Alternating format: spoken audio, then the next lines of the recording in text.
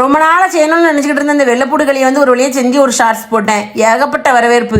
எல்லாரும் அது எப்படி செய்யணும் எவ்வளோ அளவுலாம் கேட்கறதுனால இன்றைக்கி நான் ஃபுல் வீடியோ போட்டுட்டேன் பார்த்துக்கோங்க. வயிற்றுல பிள்ளைய வச்சிருக்கோங்க பேர்ல பார்க்கறது பூரா கண்டது கிளியெல்லாம் வாங்கி தின்னுட்டு நல்லா அங்க குத்துது இங்க குத்துதுன்னு வாயு தொல்லையால பிரச்சனையா இருக்கும் பார்த்துக்கோங்க. மாமியா தொல்லை மைனி தொல்லையை கூட தாங்கிக்கிடலாம், ஆனால் அந்த வாயு தொல்லையை தாங்கவே முடியாது. அதுக்கு தான் அம்மா வந்து என்ன செய்வாங்கன்னா டெலிவரிக்கு அப்புறம் நல்ல வெள்ளைப்பூடு வச்சு சூப்பராக ஒரு லேகியம் பண்ணி தருவாங்க. அதான் நீ செய்ய போற. சுகர் கூட இருக்கு, எண்ணெய் கூட இருக்கு, இதனால தான் எனக்கு அது வந்துட்டு இது வந்துட்டு சொல்லுறவங்க எல்லாம் இதை பார்த்து நீங்க செய்ய வேண்டாம். ஆம்பளைங்களுக்குலாம் தெரியாத லேகியம் இதை வேணா செஞ்சு சாப்பிட்டு வாயு தொல்லையை சரி பண்ணிக்கோங்க. நல்ல நாட்டு வெள்ளைப்பூடு வாங்கிக்கணும். சின்ன சின்ன பூடா இருக்கும்ல, அதான் நாட்டு வெள்ளைப்பூடு. வடைப்பூடு நல்லா பெருசா இருக்கும், உரிக்க ஈஸியாக உரிச்சலாம்னு சொல்லி அதை வாங்கக்கூடாது. நல்ல நாட்டு வெள்ளைப்பூடை வாங்கி கொஞ்சம் கொஞ்சமாக உட்காந்து உரிக்கணும்.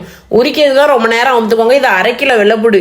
இது உரிக்கிறதுக்கு ஒரு 1.5 மணி நேரம் ஆச்சு பார்த்துக்கோங்க. கையெல்லாம் வஞ்சி போச்சு, கையெல்லாம் ஒரு மாதிரி பொத்த மாதிரி ஆயிட்டு. நீங்களாம் செய்தா இருந்தால் வீட்டில் இருக்கிற 2 ஆட்களை எக்ஸ்ட்ரா சேர்த்து வச்சுட்டு 2 கத்தியை கொடுத்து உரிக்க வச்சிருங்க வெள்ளைப்பூடை. அதுக்கப்புறம் செஞ்சா போதும். நம்ம ஒத்தையில கடந்து செஞ்சுட்டு கிடப்போம், ஜாலியாக வந்து சாப்பிடுவோம்.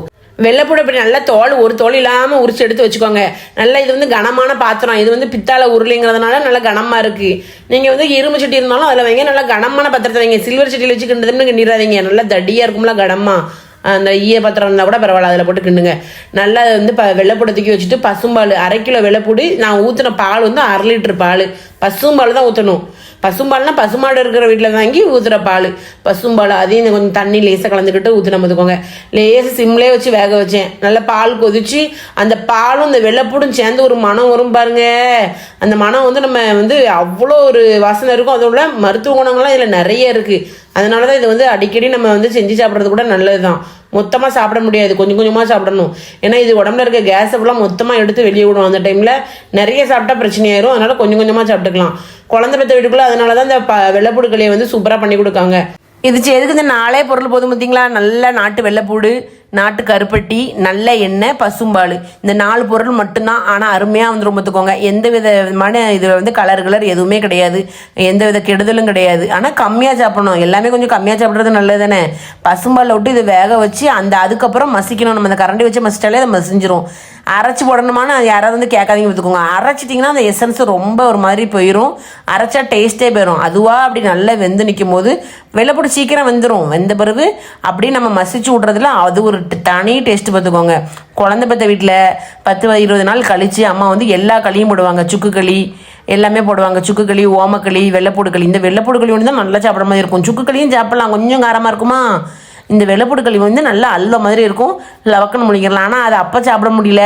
இப்போ யாரும் செஞ்சு தர மாட்டாங்களே, நம்மளே செஞ்சு வேணால் சாப்பிட்டுக்கலாம். அப்படி வருஷத்துக்கு ஒரு தடவை. கை கால்லாம் வலிக்கு ரொம்ப கேஸ் ட்ரபிளாக இருக்குது, எங்கனையாவது முதுகு கிட்ட தொட்டாலே ஏப்பம் வருது, அந்த மாதிரிலாம் சொல்லுவாங்க பார்த்தீங்களா? அதுக்கு வந்து இந்த வெள்ளைப்பூடு களி ரொம்ப நல்லது. அவ்வளோ ஒரு அருமையான மருந்து. வேறு எந்த விதமான இதுவும் நம்ம சாப்பிட வேண்டாம். இதை மட்டும் செஞ்சு வச்சுக்கிட்டு ஒரு 2 வாரத்தை வச்சுக்கலாம். இதை தனியாக வெளியே வச்சுருந்தோம்னா ஒவ்வொரு ஸ்பூனும் நைட்டு டெய்லி சாப்பிட்டுட்டோம்னு வச்சுக்கோங்களேன், ரொம்ப நல்லது. அதுக்கப்புறம் தண்ணி குடிக்கக்கூடாது. ஏன்னா அந்த கேஸ் ஃபுல்லாக ஃபார்ம் ஆகி வெளியே வரும்போது நம்ம தண்ணி குடித்தா வேறு கொஞ்சம் ப்ராப்ளம் ஆயிரும். அதனால தண்ணி குடிக்காமல் ஒரு ஸ்பூன் சாப்பிட்டு சத்தம் இல்லாமல் போய் படுத்துக்கணும். ரொம்ப நல்லது பார்த்துக்கோங்க. அந்த வெள்ளைப்பூடை நல்லா அப்படி மசிச்ச உடனே அதை வந்து பால்கோவா மாதிரி இருக்கும் பார்க்கறதுக்கே. ஆனால் எடுத்து சாப்பிட முடியாது, ஏன்னா அதில் ஒன்றுமே நம்ம போடல. பால்கோவா மாதிரி இருக்கும். நல்லா மசிச்சு விட்டுக்கணும். இந்த மாதிரி அது நல்லா அப்படி மசிச்சு வச்சுட்டு சிம்லேயே வச்சுட்டு பண்ணுங்க. அப்போ தான் நல்லது. சிம்லேயே விட்டுட்டு நல்லா அடிவட்ட கிண்டி விட்டுக்கிட்டே இருக்கணும். பக்கத்துலேயே நின்று கிண்டுறாதான் இது நல்லா இருக்கும் பார்த்துக்கோங்க. ஆனால் குழந்தை பெற்ற வீட்டுக்குள்ள அம்மா எப்படி தான் இதில் உட்காந்து உரிச்சு இவ்வளோ கஷ்டப்பட்டு இப்படி கிண்டி கொடுத்தாங்களோ, வேண்டான்னு ஒரே வாரத்தில் சொன்னதுக்கு இப்போ தான் வழி தெரியுது. எனக்கு வேணாம் அப்படின்னு சொல்லிடுவோம். அப்போ பாருங்க அவங்களுக்கு எவ்வளோ வேதனையாக இருந்திருக்கும். இவ்வளோ தூரம் செஞ்சு கொடுத்துருக்கோம் திங்க மாட்டேக்காலன்னு. இப்போ நம்மளுக்கு செஞ்சு கொடுக்க ஆள் இருக்கா? அப்புறம் இந்த வீடியோ ஸ்டார்டிங்லேயே நான் வந்து ஃபேஸை காமிச்சு ஒரு வீடியோ போட்டிருப்பேன். களியை பற்றி சொல்லியிருப்பேன். கையில் களியை வச்சுட்டு சொல்லியிருந்திருப்பேன். அந்த குழந்தை பற்றி இதில் அந்த குழந்தைண்டா இருக்கும்போது எல்லாத்தையும் வாங்கி சாப்பிட்டோம் வச்சோம், அதனால தான் நம்மளுக்கு உடம்புலாம் கேஸ் இருக்குது அப்படிலாம் சொல்லியிருப்பேன். எதுக்காக அந்த கிளிப் எடுத்து போட்டோம்னா, இதை தான் நான் முதல்ல போட்டு இந்த ஷார்ட்ஸில் போடணும்னு பிளான் பண்ணியிருந்தேன். சரி இதை மட்டும் காமிக்காமல் நல்லா இது நம்ம வெள்ளைப்பூடு களியை மட்டும் காமிச்சோம்னா கொஞ்சம் நல்லா இருக்குமே, பார்க்கவும் நல்லா இருக்கும் அப்படின்னு சொல்லிட்டு நான் அந்த கிளிப்பெல்லாம் கட் பண்ணிவிட்டு இதை போட்டுட்டு இருந்தேன். ஏன்னா என் வீடியோவை அப்படியே எடுத்து அவங்க வீடியோ மாதிரி போட்டு அவ்வளோ லைக்ஸாக அவ்வளோ வியூஸ் போய்கிட்டு இருக்கு. அப்போ நான் வந்து அதை கேள்வி கூட கேட்கல. நிறைய பேர் நம்ம ஃபாலோவர்ஸ் பார்த்துட்டு வந்து இங்கே பாருங்கள் டேக் பண்ணி விட்டுருந்தாங்க, ஏக்கா அவங்க வீடியோ எடுத்து போட்டிருக்காங்க. ஆனால் என்னோட வாய்ஸில் அப்படி தான் போட்டிருக்காங்க. இருந்தாலும் என் வீடியோ அப்படியே போட்டிருக்காங்க. சரி அதையும் நம்ம சொல்லியும் பார்த்தாச்சு. 5 லட்சம் 6 லட்சம் வியூஸ் போய்கிட்டு இருக்கு. அப்போ ஏன் என் வீடியோ எடுத்து போட்டிருக்கீங்க? அட்லீஸ்ட் கீழே வந்து என் பேர் நிலைச்சத்திரம்னாவது போட்டு காமிங்க அப்படின்னு சொல்லிட்டு வந்திருக்கேன். ஆனால் அவங்க அதெல்லாம் கண்டுக்கிட்டது கிடையாது. அவங்க பசாட் எடுத்து வீடியோ போட்டுட்டு லைக்ஸ் வாங்கிட்டு இருக்காங்க. சரி நான் அதை கூட விட்டுட்டேன், என்னமும் பண்ணிட்டு போங்க, நான் நம்ம வேலை பார்க்கறதுக்கு நம்மளுக்கு கொடுப்பாரு கடவுள்ன்ட்டு அமைதியாக இருக்கேன். இவங்க நான் போட்டிருக்க வீடியோ வந்து என்கிட்ட இது வந்து ஓசி வீடியோ அப்படிங்காங்க. அப்போ எப்படி இருக்கும்? இருங்க வாரேன், இந்த கதையை சொல்லி முடிச்சுட்டு வரேன். நல்லா வெந்துட்டா மசிஞ்சு முடிஞ்சோடனே நல்லா கருப்பட்டி தண்ணி நம்ம நல்லா காய்ச்சி இருத்து வச்சிருக்கணும். மண்ணு கல்லா இருக்கும் பார்த்துக்கோங்க. அதையும் இது கூட அப்படியே ஊற்றி நல்லா இப்படி கிண்டிட வேண்டியதான். நல்லா கருப்பட்டி தண்ணி வந்து சுத்தமான கருப்பட்டி வாங்கிக்கோங்க. அச்சு வெல்லம் போடலாமா மண்டை வெல்லம் போடலாமான்னு கேட்காதீங்க. கருப்பட்டி தான் மருந்துக்கு நல்லது, அதுதான் டேஸ்ட் கொடுக்கும். அதனால கருப்பட்டியை காய்ச்சி எடுத்து நல்லா மண் இல்லாமல் ஒரு அரிப்பு வச்சு இருத்துக்கோங்க. சின்ன பிள்ளைகள் சாப்பிட்டாலும் சாப்பிடும்ல, நம்ம சாப்பிட்டாலும் மண் உள்ள பேர் கூடதெல்லாம் இருத்துக்கிட்டு அந்த தண்ணியை இதில் ஊற்றி சிம்லேயே வச்சு கிண்டுங்க. இப்படி நல்லா கிண்டி போடுங்க. கை வலிக்க உரிக்கவளுக்கும் கை வலிக்க கிண்டுறவளுக்கும் தான் வலி தெரியும். ஈஸியாக வந்து இது உங்கள் வீடியோ ஓசி வீடியோ, யார் வீடியோவே எடுத்து போட்டிருக்கேன், ஓசி வீடியோ எடுத்து போட்டிருக்கேன் ஆன்ட்டி அப்படின்னு சொல்லிட்டு போகிறான் ஒருத்தன். நான் யாரையாவது திட்டிருக்கேன், என்னை திட்ட வச்சுடாதீங்க பார்த்துக்கோங்க. எவ்வளோ கஷ்டப்பட்டு செஞ்சுட்டு ஜாலியாக வந்து இது வந்து உங்கள் வீடியோ கிடையாதுன்னு சொன்னால் எப்படி இருக்கும் மனசுக்கு? என் வீடியோவை யாரோ எடுத்து போட்டுக்கிட்டு இருக்காங்க, அவங்கள போய் கேட்க முடியல. ஆனால் நானே செஞ்சு போட்டிருக்கேன். என் ஃபேஸை காமிக்காம போட போய் தானே, அதனால தான் இந்த ஃபுல் வீடியோ போட்டேன். என் வீட்டில் என் அடுப்பில் நின்று நான் கிண்டிக்கிட்டு இருக்கேன். அதை பார்க்க தெரியலையாம்மா? என் ஃபாலோவர்ஸ் யாரும் கேட்க மாட்டாங்க. அப்படி கேட்டாலும் விளையாட்டாக கேட்பாங்கன்னு வச்சுக்கோங்களேன். தெரியாதவங்க வந்து கேட்காங்க. முன்னாடி 4 வீடியோ போய் பார்க்கலாம்ல, அது எங்கன்னு இருக்குது, நம்ம இவங்க வீடு தானே இல்லையான்னு. அப்படி இருந்தாலும் வீடியோ கொஞ்சம் நல்லா தெளிவாக போட்டுட்டோம் போல இருக்குது. அதுக்கு போய் இப்படி சொல்லிட்டு போகிறாங்களா மனசாச்சுக்கிட்டவங்க? யாரையுமே ஏசக்கூடாது அப்படிங்கிற ஒரே காரணத்தினால ஏசாமலே இருந்தேன். இருந்தாலும் ஒரேடியாக வந்து நம்ம சொல்லக்கூடாதுல்ல. அந்த வீடியோவை நீங்கள் கேட்க முடியலான்னு பரவாயில்ல, என் வீடியோவை என்கிட்டயே ஓசி வீடியோன்னு சொல்லுவீங்கன்னா அது எனக்கு ரொம்ப வேதனையை கொடுக்க பார்த்துக்கோங்க. வேறு மாதிரி பிறகு பேசி விடுவேன். சரி நான் என்ன செய்யணும்னு தெரியாமல் உங்கள்கிட்ட காமிச்சிருவோம் அப்படின்னு ஃபுல் வீடியோ போட்டு நான் தான் பண்ணேன்னு உங்கள்கிட்ட காமிக்கிறதுக்காண்டி வந்தேன். அதோடு இல்லாமல் நிறைய பேர் ஃபுல்லாக அந்த இதோட மெஷர்மெண்ட்லாம் சொல்லுங்கக்கா அப்படின்னு கேட்காங்க. சரி அந்த நம்ம பிள்ளைங்களுக்காண்டி சொல்ல வேண்டாமா? நம்ம அக்கா தங்கச்சி மறுபுறம் வந்து சண்டைக்கு நின்றுவாங்க பாரு, இவ்வளோ கேட்டிருக்கேன்னு சொல்லுதீங்களான்னு. எனக்கு அதில் கரெக்டாக டைப் பண்ணிலாம் சொல்ல தெரியாது. அப்படி வாயால் பேசினா பேசின மாதிரி இருக்கும். நான் டைப் பண்ணாலும் அது உங்களுக்கு புரியாதுல்ல, நான் தானே சொல்லணும்.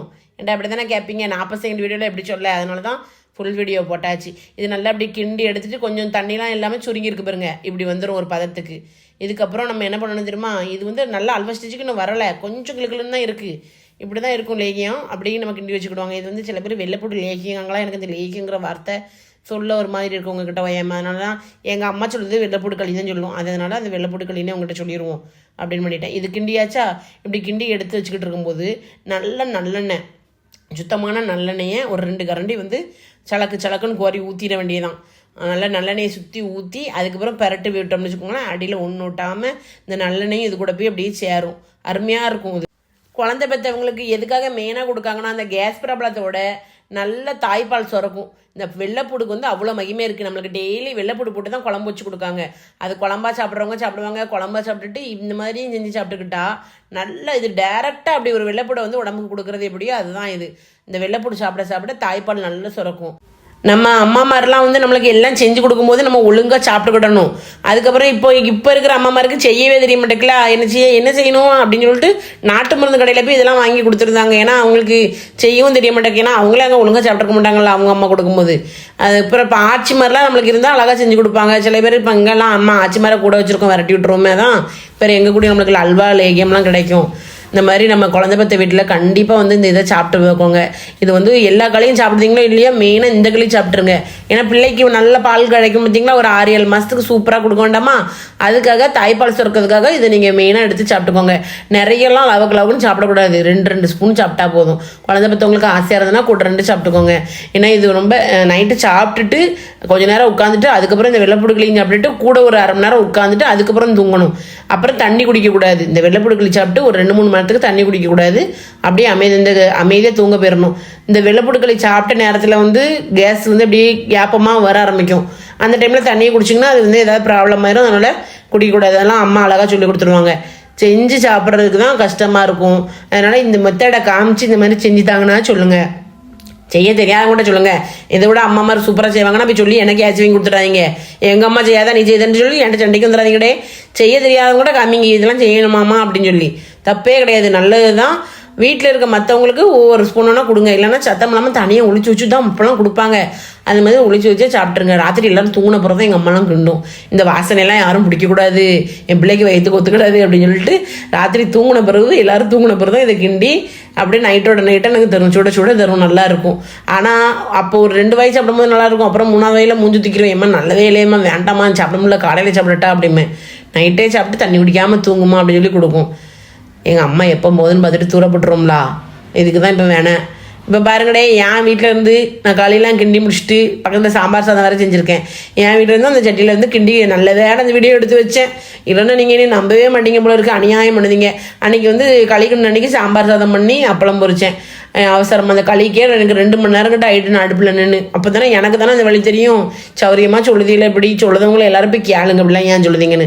நல்லா அப்படியே அல்வா மாதிரி வந்துட்டு பார்த்தீங்களா, சூப்பர். அவ்வளோதான், ஆற வச்சிட்டோம். அது இந்த பத்திரத்தை தான் நல்லா அல்வா மாதிரி வந்துடும், ஜம்முன்னு இருக்கும். அதுக்கப்புறமா இது தூக்கி நல்ல ஒரு இலையில வச்சுக்கிட்டு ஒரு 4 உருண்டை, இந்த ஒரு கரண்டி எடுக்கல, இந்த அளவு சாப்பிட்டா போதும். குழந்தை பெற்றவங்களே இவ்வளோ சாப்பிட்டா போதும், இதுக்கு மேலாம் சாப்பிட வேண்டாம்.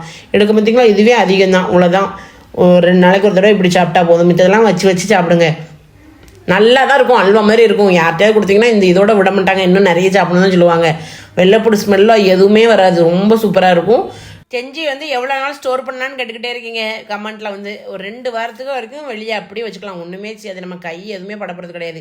பசுமால் ஊற்றுறதுனால அவ்வளோ நாள் தாங்குமாங்க. இங்கே பசுமால் இருக்கடமா தெரியுதுக்கு பாருங்க, அல்வா மாதிரி ஆகிட்டு. அப்புறம் எப்படி அது வந்து தெரியும்? பசுமாலாம் ஒன்றுமே செய்யாது, நல்லா காய்ச்சிட்டோம், ஒன்றுமே செய்யாது. காய்ச்சி 2 மணி நேரமாக அடுப்புக்குள்ளே நின்றுருக்கு. அப்புறம் எங்கே கூடி பசுமால் இருக்கும்? அதனால் எந்த விதமான கெட்டு போகிறதுக்குள்ள வழியும் கிடையாது. நீங்கள் எங்கே 2 வாரம் வச்சுருக்க போகிறீங்க? அரை கிலோ வெள்ளைப்பூடெலாம் செஞ்சுட்டு 2 நாளைக்கு தான் காலியாயிரும்.